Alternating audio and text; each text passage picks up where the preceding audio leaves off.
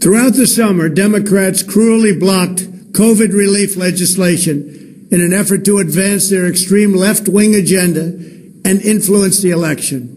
Then, a few months ago, Congress started negotiations on a new package to get urgently needed help to the American people. It's taken forever. However, the bill they are now planning to send back to my desk is much different than anticipated.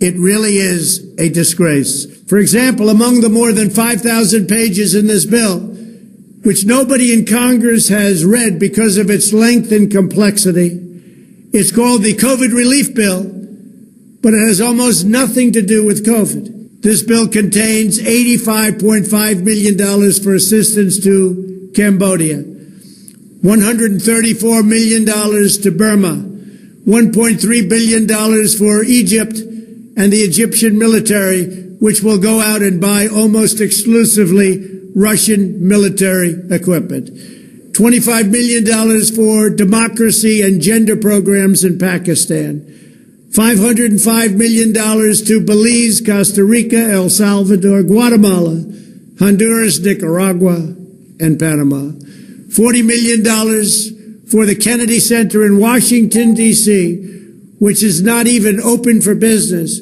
$1 billion for the Smithsonian, and an additional $154 million for the National Gallery of Art.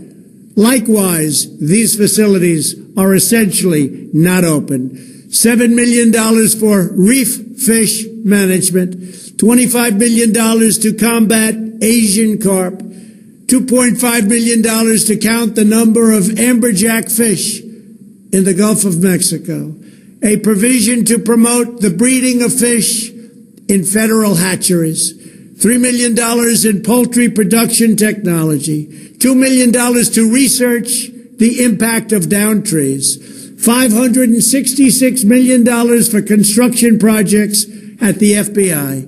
The bill also allows stimulus checks for the family members of illegal aliens, allowing them to get up to $1,800 each. This is far more than the Americans are given. Despite all of this wasteful spending and much more, the $900 billion package provides hardworking taxpayers with only $600 each in relief payments, and not enough money is given to small businesses, and in particular restaurants, whose owners have suffered so grievously. They were only given a deduction for others to use in business their restaurant for 2 years.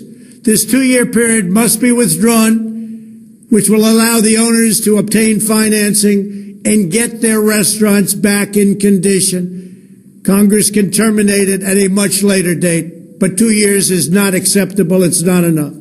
Congress found plenty of money for foreign countries, lobbyists, and special interests, while sending the bare minimum to the American people who need it. It wasn't their fault. It was China's fault, not their fault.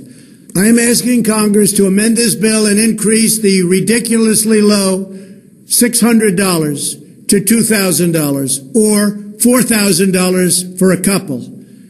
I'm also asking Congress to immediately get rid of the wasteful and unnecessary items from this legislation and to send me a suitable bill, or else the next administration will have to deliver a COVID relief package, and maybe that administration will be me, and we will get it done. Thank you very much.